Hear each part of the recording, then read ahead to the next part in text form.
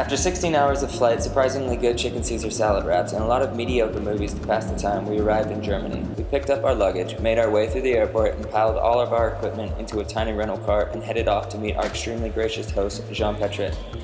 He gave us a map we have yet to return and showed us some of the best spots to see in Munich. We drank beer, we split a pretzel, and drank more beer.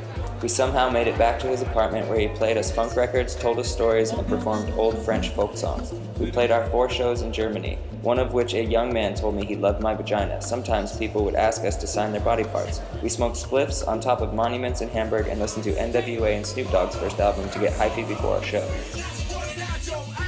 After the show, we visited the Reeperbahn, where Tony and the dancers compared nipple rings. Brussels was one of the coolest cities we visited. The girls were really friendly and spoke to us in Dutch, which sounded cute and incredibly difficult to speak. Then it was off to France. Paris was a dream. We saw endless amounts of beautiful things I can't pronounce, drank wine along cobblestone streets.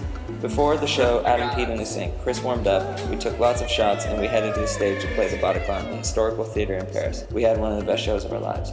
After the show, we all got really drunk, met lots of great people, slept basically on top of each other in an itty-bitty apartment. Without any sleep, we hopped on a train to London, rented a car, and drove on the opposite side of the road for the first time. A beautiful lady, England is, voluptuous, aged, and full of sheep.